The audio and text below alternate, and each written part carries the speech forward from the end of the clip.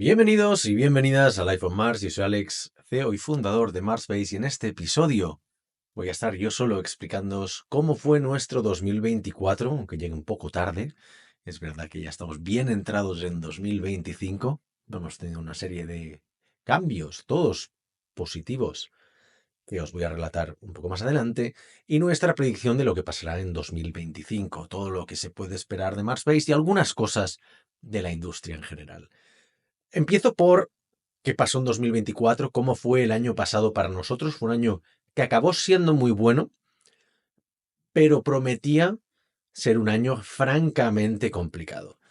Venimos de 2 años y medio ya, desde verano de 2022, en el que la situación macroeconómica es bastante compleja. No hay inversión, no hay M&A.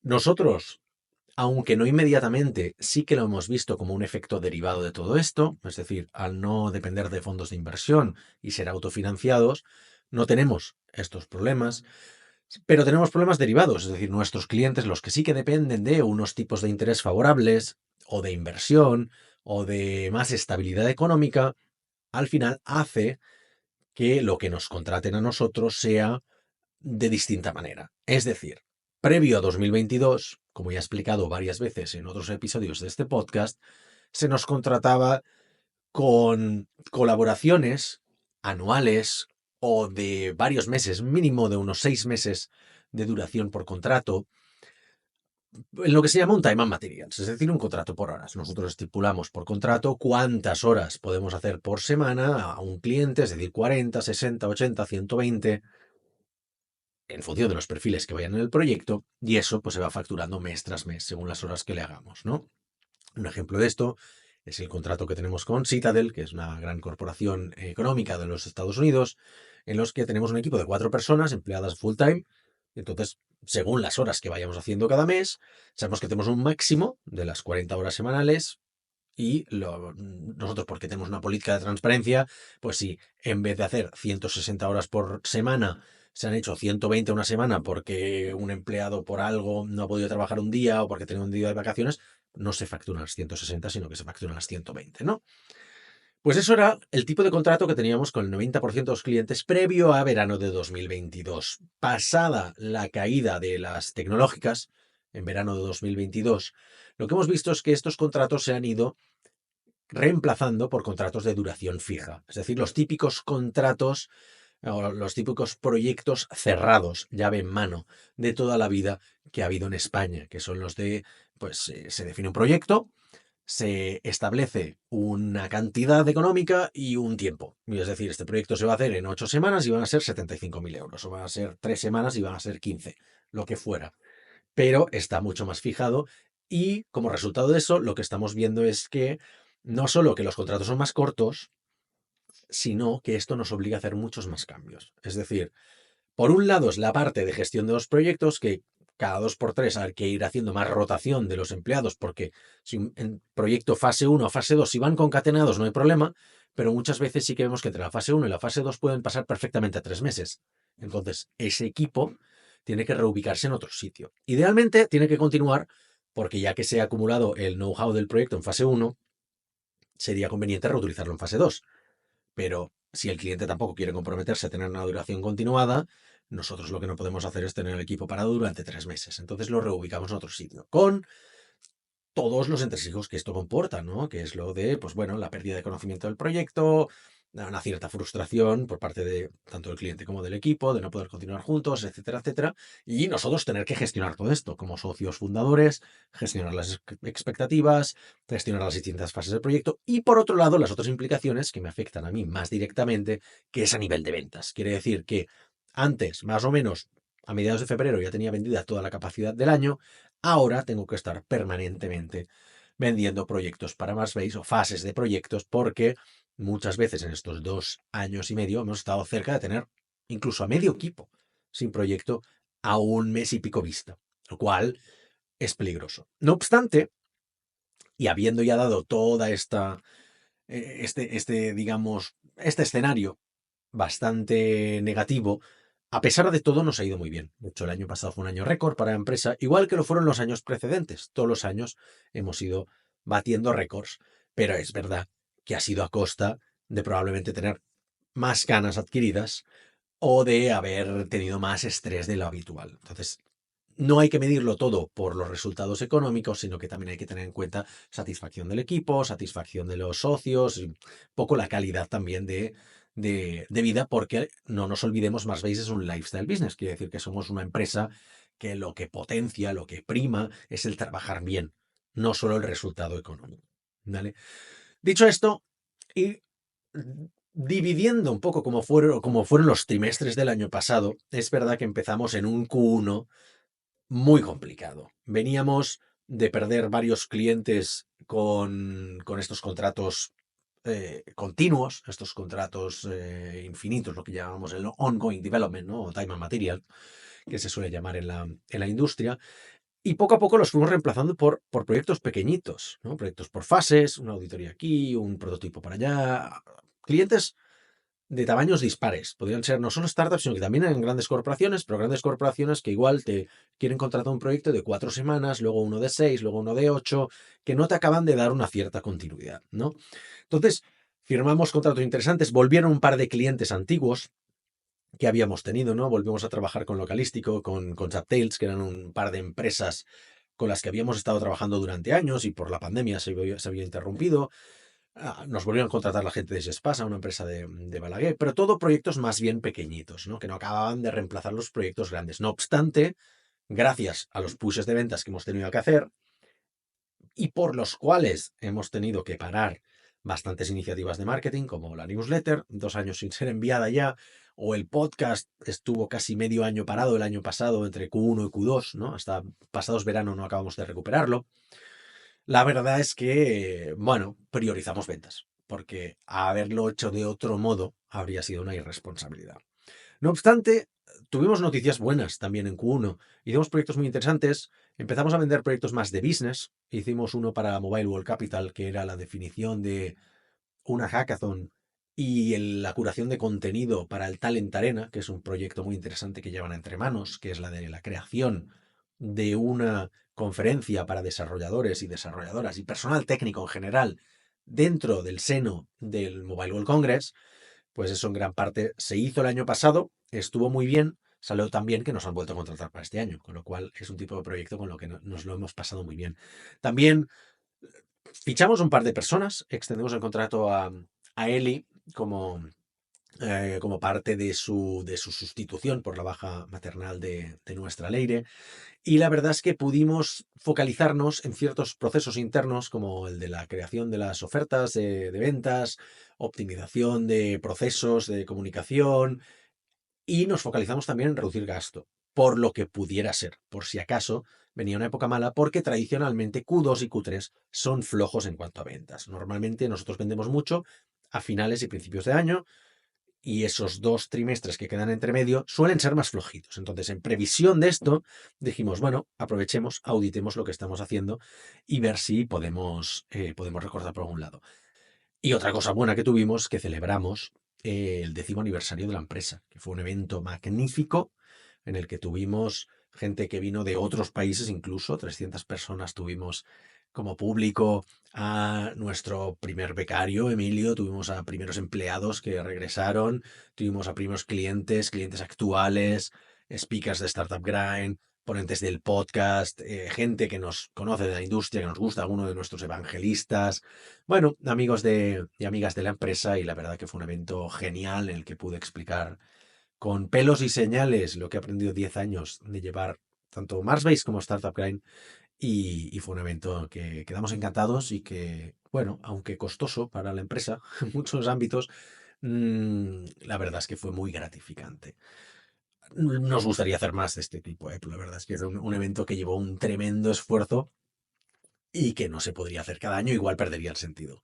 Luego pasamos al segundo trimestre, que fue otro trimestre con narrativa derrotista, porque seguíamos sin vender mucho y proyectitos pequeños también iban saliendo, pero la verdad es que fue un trimestre que recordamos con especial cariño porque fue el retreat que hicimos en Andorra, que estuvo genial, para mí el mejor que hemos hecho hasta la fecha, y logramos equilibrar muchas áreas de la empresa, ¿no? Gracias a quizás tener un... Veníamos de un Q1 en el que habíamos tenido, bueno, esta situación de inestabilidad más grande, un proyecto que se desvió bastante. En Q2 volvimos a enderezar toda la estructura de la empresa y remábamos todos a una, ¿no? Sobrevivimos a un cambio de una persona clave en la empresa, Uriol, que decidió irse después de 8 años en Mars Based, como ya conté, y lo reemplazamos por Juan, que la verdad es que ha salido muy bien el fichaje y estamos súper agradecidos por el trabajo que está haciendo. Y no era un rol clave, o sea, no era un rol fácil, perdón, no era un rol fácil porque era el de Tech Lead de Ruby y como bien sabéis, la mayoría de proyectos de nuestra empresa son Ruby y algunos, los más grandes, lo suelen ser también, con lo cual venía con una carga importante. Pero tan derrotista era la narrativa que hubo un día que ejemplifica muy bien lo que estábamos pasando, que es que fuimos a ver a nuestros clientes y amigos de NICE en el País Vasco. Y con tan mala pata que en el avión en el que íbamos, pues Xavi, Jordi y yo, a la ida, bueno, de hecho venía también el project manager del proyecto, Juan, que no pudo aterrizar por culpa de las malas condiciones meteorológicas. Había una tormenta enorme que azotaba el norte de España y, y sobrevolando Bilbao nos dijeron, no podemos aterrizar, volvemos para Barcelona. O sea, nos pilló y dijimos, pero ¿qué cojones? Cuando teníamos preparadas 2 o 3 reuniones por ahí con potenciales clientes y luego pues, una sesión de trabajo larga y una cena para conmemorar también pues 9 años de trabajo ininterrumpido con Nice y tal, y bueno, que nos lo pasamos muy bien siempre que vamos, ¿no? Y en eso que dijimos, da igual, vamos. O sea, pillamos el coche de Jordi y decidimos ir. Tuvimos que cancelar la mayoría de reuniones y bueno, ya que no regresábamos al día siguiente, porque no pillaríamos el vuelo de vuelta, íbamos en coche, decidimos todo lo que teníamos que hacer ese jueves, lo haríamos el viernes. Y así fue. Llegamos, bueno, yo qué sé, salimos a las 11 de Barcelona, pues a las 6 7 de la tarde estábamos ahí en San Sebastián. No pudimos hacer demasiado trabajo, igual hicimos una horita de cosas y luego fuimos a cenar con ellos. Pero sí que al día siguiente íbamos a tener la sesión de trabajo hasta la hora de comer y luego de vuelta hacia Barcelona. El caso es que nos levantamos ya con un correo, no recuerdo el orden exactamente, pero si no voy errado, nos levantamos con un correo de Hewlett Packard, de HP, que eran uno de nuestros clientes más grandes, diciendo, eso era junio, pues que en agosto, que teníamos que renovar el contrato, no lo iban a renovar porque recentralizaban todo el desarrollo y hacían outsourcing a India, era una división que tienen de desarrollo.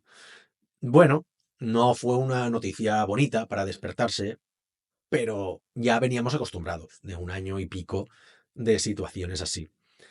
Lo que pasa que mientras estábamos desayunando o de camino a reunión recibimos un correo, un Slack de uno de nuestros clientes, también pequeñito, pero también afecta, diciendo que también en agosto tenían que paralizar el desarrollo porque no les había entrado una ronda de inversión.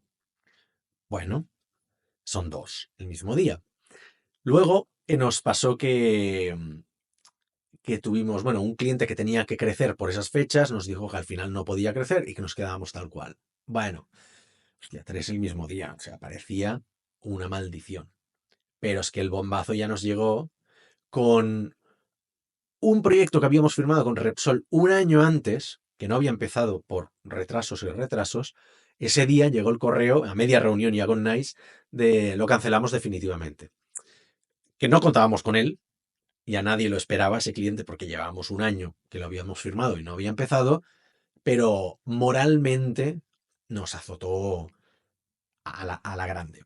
O sea, ver eso en un mismo día, cuatro hostias así no fueron recibidas con alegría precisamente. Así que, mm, no obstante, hicimos la reunión con ellos, estuvo súper bien, comimos y fue fantástico porque con ellos siempre es fantástico. Y desde aquí un saludo y un agradecimiento a la fantástica gente de Nice.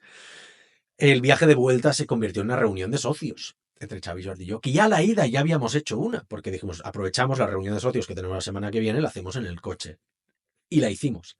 Pero es que tuvimos que cambiar prácticamente todo porque se nos pintaba un escenario bastante más crudo en el que potencialmente en agosto o septiembre, es decir, a 2 meses vista, con el verano de por medio, que no es una buena época para vender, con más de medio equipo sin proyecto. La la situación se nos ha dado ya en el pasado y siempre la hemos salvado. Pero por algo, igual nos pilló más cansados o lo que fuera, nos pilló con la moral más baja. Entonces, bueno, fuimos bastante pesimistas y derrotistas. Y lo bueno es que al cabo de unas semanas acabamos firmando algunos contratos. Pero bueno, la verdad es que nos dejó bastante tocados. Sin embargo, claro, ¿qué pasa? Como decía, siempre hemos salvado esta situación.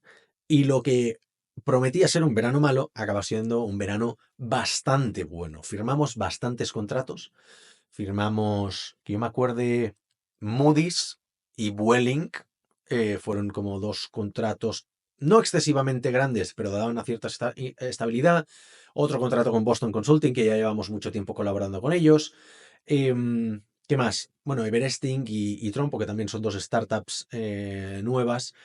Y si no recuerdo mal, también Happy Scribe, aunque eso quizás vino un poquito más tarde. Pero bueno, empezamos a firmar contratos y revertimos esa tónica, esa dinámica tan negativa. De hecho, nos habíamos dado cuenta que después de prácticamente 2 años en el que las presentaciones de empresa eran como muy derrotistas, ¿no? Con este tono negativo de, bueno, hemos firmado los contratos, pero solo a 2 meses vista, solo a 3 meses vista tenemos todo confirmado, salvo pues, los 3 o 4 clientes que todavía conservan el contrato anual.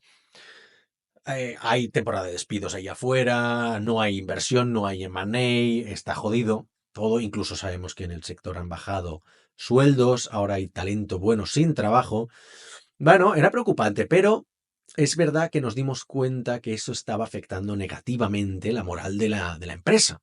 Cada vez más, los empleados y las empleadas nos iban preguntando, oye, ¿y qué va a pasar? Porque, hostia, es verdad que, bueno, llevamos 2 años así, pero al final siempre lo acabamos salvando, pero bueno, ¿cuándo va a cambiar? Y decidimos dejar de dar ese mensaje. Es decir, si durante 10 años nos hemos ido sobreponiendo a todo y en los últimos 2 nos hemos sobrepuesto siempre a esta situación tan adversa, es probable que sigamos haciéndolo. Y así ha sido, así ha sido. Entonces, bueno, decidimos tomar un approach un poco más optimista, eliminar por completo esa narrativa derrotista.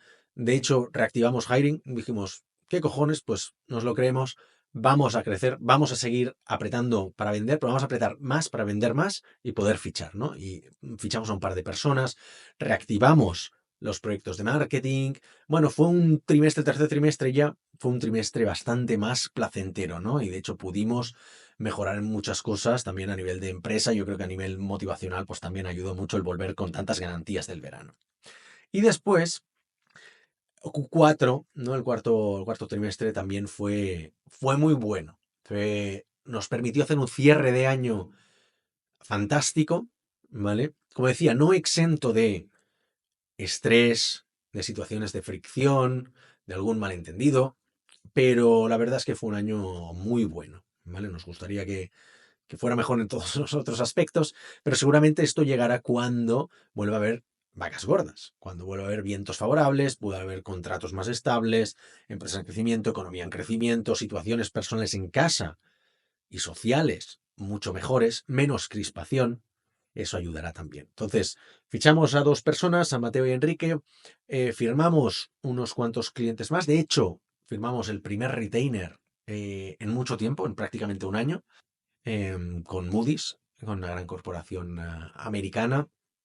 Em, Incluso incrementamos el equipo de freelancers que tenemos, ¿no? Que generalmente trabajamos con 2, 3, 4 freelancers, prácticamente hasta 10 personas que nos estaban ayudando con el pico de trabajo a poder acumular más proyectos y a llevarlos mejor.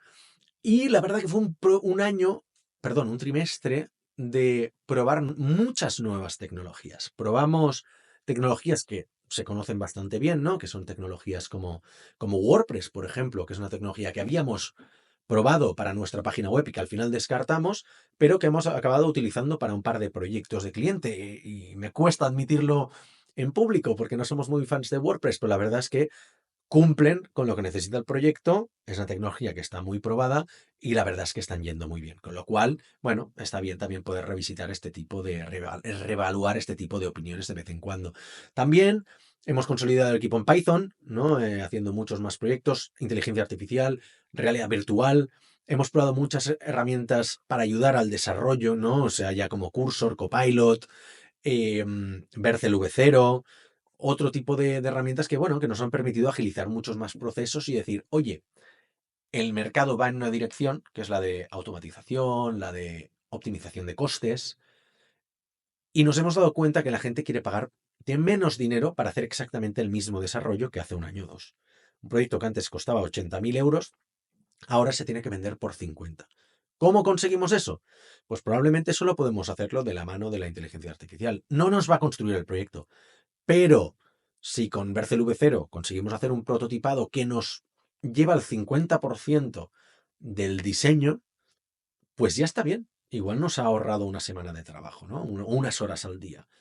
Si la parte de los test la podemos escribir, porque eso se da francamente bien a las herramientas a los entornos de desarrollo, bueno, pues una hora o dos al día que nos ahorramos también de desarrollo, ¿no? Y que podemos invertir en pensar mejor una funcionalidad que requiere más el toque humano que ciertas tareas tan automáticas como escribir test, por ejemplo, ¿no?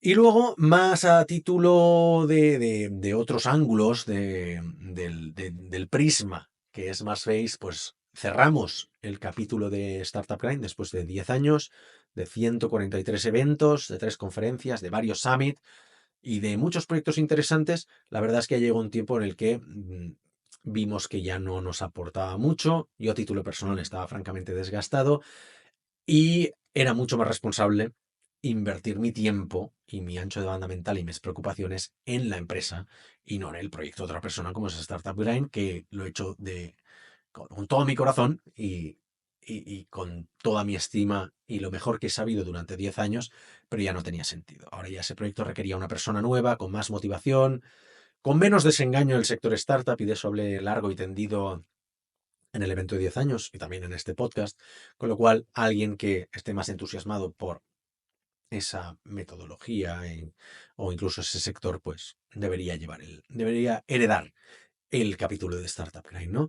Eso nos ha permitido focalizarnos otra vez en temas de contenido, en mejorar el podcast, por ejemplo, pues el vídeo del podcast, en mejorar la grabación, el contenido, innovar un poquito más. El blog, hemos conseguido que desarrolladores de Marsbase escriban en el blog por primera vez en 10 años, eh, con honrosas excepciones, pero es verdad que no ha sido una cosa muy continuada.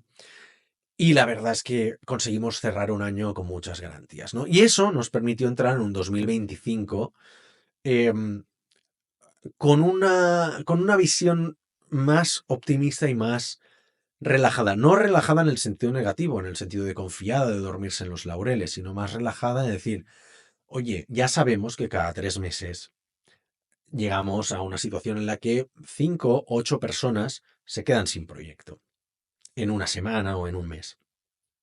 Como es así y siempre lo hemos salvado, pues igual podemos permitirnos llegar ahí sin tanto estrés, ¿no? Y tomárselo de otra manera. Y de hecho, pues está funcionando bien porque estamos vendiendo igual y nos estamos estresando menos. Igual estamos aprovechando para optimizar otras cosas, para, bueno, de vez en cuando, pues, oye, igual este proyecto, como tenemos a veces demasiados proyectos, pues poner a otra persona a reforzar este proyecto temporalmente mientras no empieza el otro, etcétera, etcétera. Eso nos ha ido francamente bien, creo que ha funcionado de puta madre y es algo en lo que queremos invertir más en 2025. Entonces, ¿qué es lo que va a pasar en 2025? Bueno, la verdad es que tenemos nosotros bastantes preguntas. Una es a nivel de tecnología, ¿qué va a pasar con la inteligencia artificial? Y esa es una pregunta que no vamos a resolver, pero hemos decidido pensarlo y actuar en consecuencia. Es decir, nosotros sabemos que sí o sí la gente va a seguir apoyándose en eso. La gente lo quiere, lo demanda. Sabemos a ciencia cierta, porque lo hemos aplicado en varios proyectos en los que la inteligencia artificial en pequeñas cantidades ha ido muy bien. ¿Vale? Proyectos, y lo tenemos publicado en el blog, ¿no?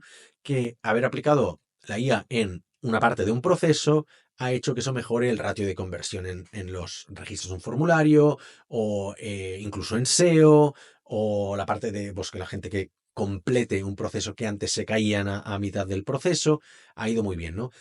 Mientras que no hemos visto ningún proyecto en el que la inteligencia artificial aplicada al 100% del proyecto haya ido muy bien, ¿no? Solo como aplicada quirúrgicamente aquí y ahí. Y por otro lado, a título personal y a nivel individual, nos ha ido muy bien pues aplicarlo. Hemos ido aprendiendo en qué casos va bien y en qué casos no, ¿vale? Entonces, bueno, nosotros tenemos una serie de predicciones como recordatorio, y quizás para la gente que nos conozca menos. Nosotros somos una empresa que se fundó utilizando solo Ruby y Angular. Hacíamos solo web, no hacíamos móvil. Con los años hemos ido incorporando otras tecnologías, y la verdad es que hemos sido siempre francamente conservadores a nivel de la adopción de nuevas tecnologías. Es decir, los primeros 4 años de la empresa nos venía alguien, nos pedía React, y a pesar de que es relativamente parecido a Angular y que React le acabaría comiendo la tostada a Angular, decidimos no apostar por React hasta 2018, en el que ya se convirtió en un ciudadano de primera categoría, de facto, en Mars-based.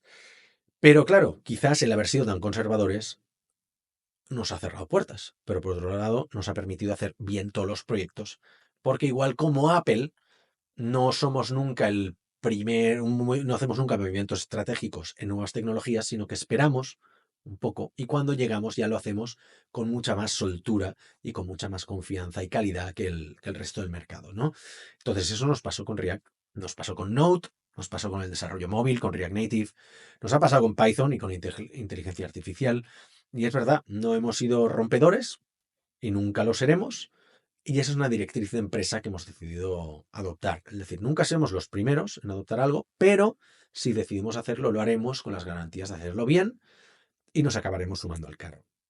Y eso nos ha pasado con Python y con inteligencia artificial.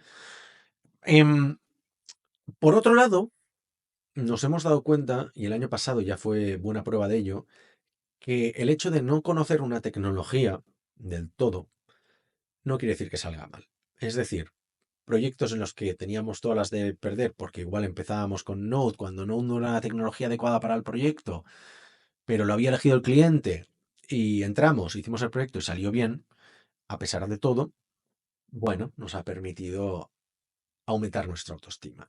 O proyectos en los que el cliente ha absorbido gran parte del riesgo, ¿no? Hicimos un proyecto de realidad virtual con IA en el que nosotros fuimos muy claros, cliente, decir, mira, no hemos desarrollado nunca con Unity, Python no es nuestro fuerte, estamos empezando y ya hemos hecho relativamente pocas cosas. Pero el cliente quería trabajar con nosotros y nos dijo, da igual, yo absorbo ese riesgo, el proyecto va a ser, son prototipos para usar y tirar, y confío en que lo haréis bien, y había mucho margen. Entonces, margen no económico, sino de negociación, de poder hacer que las cosas funcionaran bien. Y la verdad que el proyecto salió extremadamente bien, tan bien que luego nos han contratado más fases del proyecto, ¿no? Y nos han dado otros proyectos. Y eso ha sido como una confirmación de algo que nos pasó, pues, cuando no hacíamos móvil, y vino DPL en 2016 y dijo, queremos móvil y lo haréis vosotros, y lo hicimos. O con Note, cuando Clearpix nos pidió si podíamos hacer Note en 2017, y bueno, y todos estos proyectos han salido bien.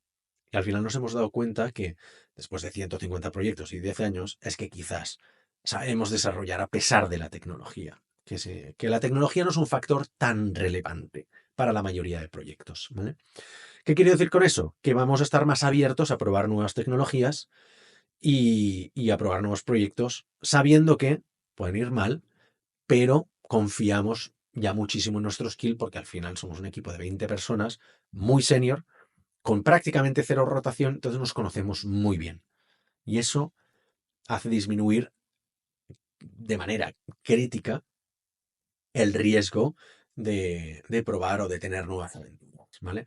Entonces, bueno, como resumen, vemos que Ruby no está muerto, Ruby sigue creciendo, las grandes empresas que han chutado a gente, pues los Stripes, los GitHubs, los Shopifys, Factorial, empresas grandes de Ruby que hayan echado a la calle gente, pues esa gente generalmente crea sus nuevos proyectos en Ruby, ¿vale? Entonces eso lo estamos viendo nuevas empresas creadas con Ruby, ¿vale? Porque al final también es una tecnología que está testeada, está probada, funciona muy bien y no ofrece dudas, ¿vale? Entonces, como la mayoría de empresas proveedoras de Ruby pues han palmado todos estos años, a nosotros nos va bien porque nos sigue llegando Dealflow, ¿no? Por otro lado, hemos consolidado React y prácticamente no hemos tenido más proyectos de Angular desde 2020, un par de contadas excepciones, pero Angular parece que ha perdido muchísimo fuelle. No es que no volvamos a hacerlo, pero no lo tendremos en cuenta.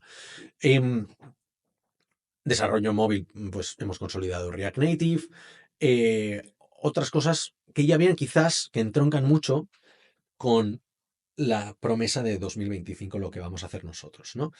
Que es que una de ellas es que vamos a estandarizar mucho el tech stack que tenemos, ¿no? Es decir, nosotros hemos visto que, como decía, ¿no? O sea, la tecnología puede venir marcada por el cliente o marcada por nosotros. Cuando viene marcada por nosotros, siempre hemos tenido muy claro cómo trabajar en el proyecto, pero hacíamos, bueno, mirábamos qué es lo que era lo que más conveniente para el cliente. Y con lo cual nunca acabábamos teniendo como un stack definido y un proyecto lo hacíamos con Node y React y otro proyecto era Python y, no sé, y React. Otro proyecto era un monolito de Rails o Rails back y front sin JavaScript.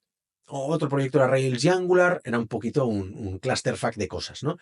Y lo que hemos decidido es que cuando el proyecto venga determinado por nosotros, lo vamos a hacer siempre con el mismo tech stack, que ahora detallaré. Y cuando venga de cliente, lo que vamos a hacer es darle dos opciones. Una es, si tú quieres definir el tech stack y no es el nuestro, te va a costar un poquito más caro. O va a ser el precio normal, no es que vaya a costar más caro, pero la estimación pues va a ser un poco más holgada porque tenemos que añadirle más factor de descubrimiento, de sorpresa, de encontrarnos nuevas cosas. No, es que este proyecto se tiene que hacer con Svelte. Bueno, no hemos hecho ningún proyecto con Svelte. O Vue, hace un par de años que no hacemos Vue. Bueno, hay ese factor de redescubrimiento, ¿no? De reaprendizaje.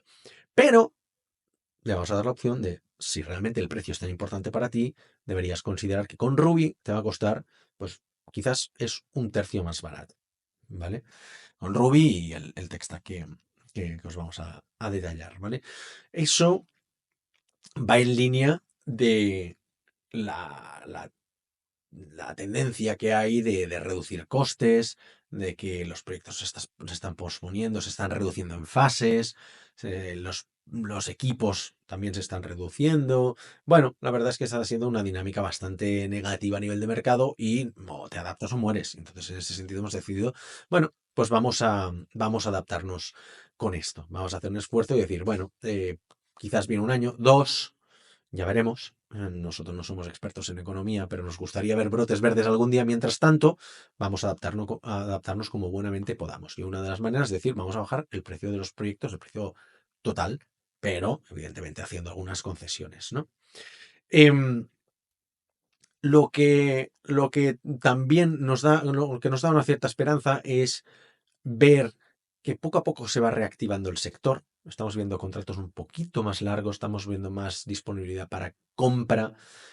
No estoy viendo yo como inversor, no estoy viendo rondas más grandes ni mucho más movimiento, al contrario, está bastante parado. No hay M&A, virtualmente no hay M&A, entonces eso es algo que es bastante preocupante también porque hace que no se mueva el mercado, pero quizás el hecho de que haya menos inversión y menos M&A también hace que las startups que antes languidecían y sobrevivían con rondas de extensión, puente, down rounds y alargaban demasiado un cierto estilo de vida que no era saludable para nadie, mueren antes y quizás se generan nuevas cosas. Entonces, bueno, es una espada de doble filo, ¿vale? Entonces, ¿cuál es nuestra visión para 2025? Como decía, una es estandarizar nuestro stack tecnológico, la elección de tecnologías que utilizamos para los proyectos. Luego también es seguir manteniendo el crecimiento orgánico que hemos mantenido en la empresa, pero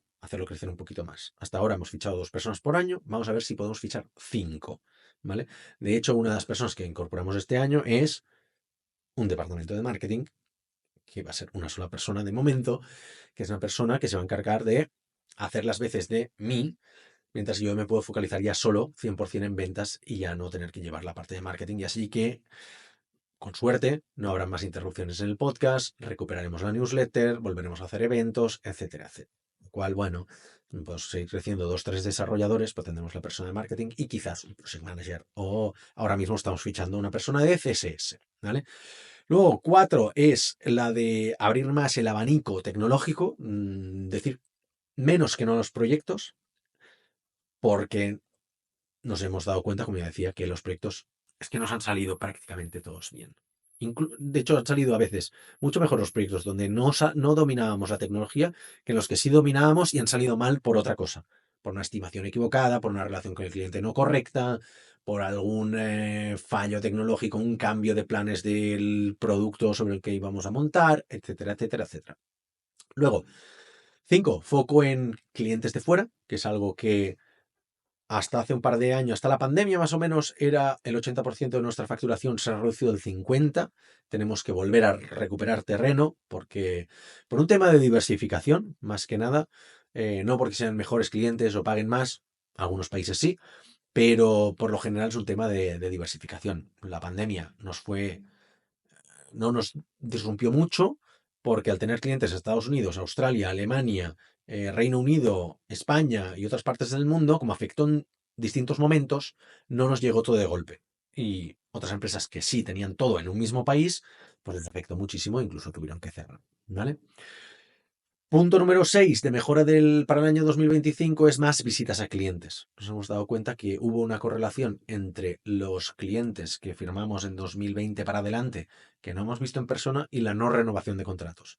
Mientras que los que hemos tenido de siempre, pre-pandemia, o de después y que hemos ido viendo en persona, siguen trabajando con nosotros. Quizás porque hay una relación más empática, quizás desarrollas otro tipo de amistad, por lo que fuera, o quizás le da más pena, ¿no? Decirle que no a una persona con la que has visto, o que te has visto, que has ido a cenar, lo que fuera, versus un proveedor en remoto. Entonces, estamos haciendo muchas más visitas presenciales a clientes, antes del proyecto, después del proyecto, incluso durante el proyecto, no para hacer trabajo on-site, pero sí visitas de dirección, ¿no? Y el último punto, quizás el más grande, es el que nos va a llevar más tiempo, que es el de hacer como un soft rebranding de la empresa para dejar de ser un equipo de desarrollo, una agencia de desarrollo, para pasar a ser una consultoría de desarrollo e innovación, ¿vale? Desacoplarnos de la parte del discurso tan tecnológico que tenemos, tan focalizado en Ruby, Python, JavaScript, y pasar a ser una empresa en la que vienes con un problema o con cualquier tipo de petición y nosotros te decimos cómo hacerlo. Es decir, hasta ahora le dábamos argumentos al cliente para que filtrara él o ella. Decir, uy, no, este proyecto es que lo quiero hacer en Java, pues ya no hablo con Backspace. Este proyecto es móvil, no hablo con Backspace. Y muchas veces esas preconcepciones están equivocadas. Y con eso lo que vamos a corregir es el decir, oye, es que igual nosotros vamos a ser francamente honestos. Si nos vienes con un proyecto, tú piensas que es Java, lo analizamos y vemos que Java es la tecnología, va a ser Java. Y lo haremos o no lo haremos, pero te lo vamos a decir. Y habrá proyectos que seguiremos diciendo que no, pero por lo menos dejárnoslo ver. Porque nos ha pasado muchas veces un cliente que nos venía con una app, es que esto tiene que ser RAM móvil. Verlo y decir, no. O al revés, una plataforma que tenía que ser Ruby o tenía que ser JavaScript, lo que fuera, hemos visto, no, no, esto claramente es una aplicación móvil. Y la hemos hecho o no la hemos hecho, pero... Y luego el proyecto ha ido bien, ¿no? Es decir, dejárnoslo, queremos ser one stop shop, es decir, ya filtraremos nosotros, ¿vale? Podéis descargar más la mente en nosotros, hacer vaciado, oye, y que seamos la primera opción para las empresas para las que trabajamos y que cualquier cosa que nos pidan, sea e-commerce, sea desarrollo, sea SEO, cosas así, pues poderlas hacer desde Marketplace. Incluso consultoría de negocio, que es algo que llevo yo ya años haciendo, ¿no? Entonces, para los más techis, que hay la parte de especificar un poco cuál es el tech stack tecnológico que queremos hacer, que queremos tener en la empresa, ¿vale? Como decíamos, nosotros nos gusta tener una elección de tecnologías, ¿vale? Para poder trabajar en los proyectos. Entonces nosotros hemos definido que cuando nosotros podamos elegir y el cliente esté de acuerdo con ello, vamos a poner en práctica esta elección que hemos hecho nosotros, que es una API de Ruby on Rails para el backend. Hemos visto que los proyectos de front ya no tiene tanto sentido hacerlos con Ruby, dada la buena relación que hay con los frontend frameworks como React mismo, por ejemplo. Luego, React, ya sea Remix o Next.js, estamos viendo cuál de los dos flavors utilizar para la parte de frontend. Tailwind, CSS para los estilos, ShadCN como librería de componentes, ¿vale? Para las interfaces gráficas, Figma para la parte de los diseños, porque ya llevamos varios años desde que dejamos de utilizar Sketch y que nos está yendo francamente bien por todo lo que comporta. Linear para la gestión de proyectos, y eso es muy importante, es una herramienta que nos ha cambiado el curso de la empresa, francamente un software que funciona muy, muy bien, es bonito y realmente hace la vida mejor de todo el mundo que está involucrado en el proyecto, incluso a los clientes les está encantando Linear, o sea, da gusto recomendarlo. Render para el hosting de backend, Cloudflare y Vercel para frontend. Ahí estamos también sopesando las distintas opciones y acabando de ver. React Native con Expo para móvil. Y no sé si hay mucho más que nos seguimos con. Bueno, Postgres para base de datos. Y de momento, hasta aquí puedo leer. Eso nos va a ayudar, como decía, a estandarizar, a reducir costes, a alinearnos, en definitiva, más con el mercado, porque creo que esto es una de las partes más relevantes que hemos aprendido estos años. De hecho, he explicado en numerosas ocasiones que nos hemos quedado prácticamente sin competidores, empresas de nuestro mismo o parecido tamaño, tecnologías y metodologías han desaparecido en estos años de la pandemia para acá, por distintos motivos, pero hay un factor común, hay un denominador común en todo esto, que es que eran empresas extremadamente técnicas, extremadamente frikis, probablemente mejores que nosotros a nivel de exquisitez técnica, pero no les gustaba el business. Y cuando hablabas con los founders y los propietarios de esta empresa, generalmente era como un, sí, bueno, nos va bien, pero yo a la que puedo me escapo y me pongo a hacer código, ¿no? Es que mi pasión es el código. A mí la parte del business no me gusta gestionar gente, no me gusta contratar, no me gusta vender, no me gusta el marketing. ¿Qué pasa? Que todo esto al final acaba filtrando, acaba permeando las distintas capas de la empresa y se acaba percibiendo. Y sobre todo, se nota en cuando faltan proyectos. Es decir, en situaciones favorables y te van llegando los proyectos, puedes permitirte este sesgo de para qué quieres trabajar, ¿no? O sea, en qué áreas te quieres focalizar y decir, bueno, pues sí, hago lo que se tiene que hacer a nivel de ventas para vender porque me van llegando, pero puedo descuidarlo porque me interesa más la parte del código.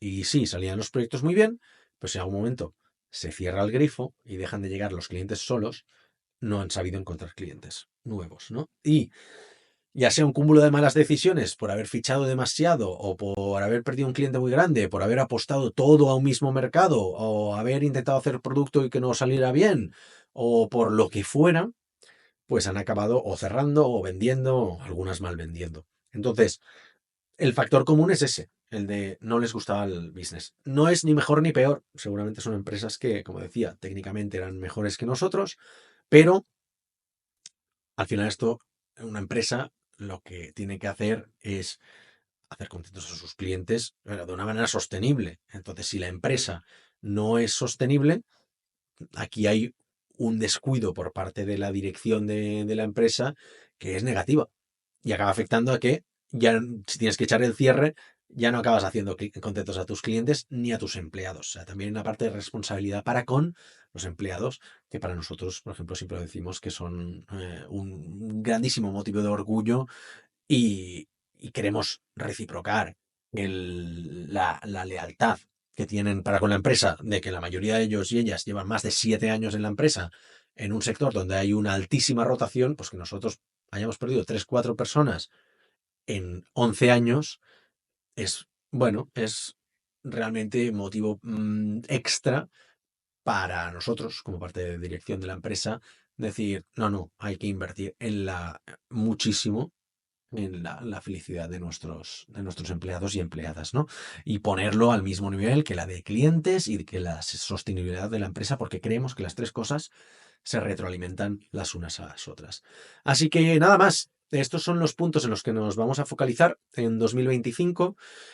¿Qué podéis esperar? Pues, bueno, a nivel de marketing, probablemente cuando encontremos la persona, que de hecho hoy he empezado a hacer reuniones para entrevistas de trabajo para estos candidatos, cuando encontremos se va a notar a nivel del marketing de la empresa.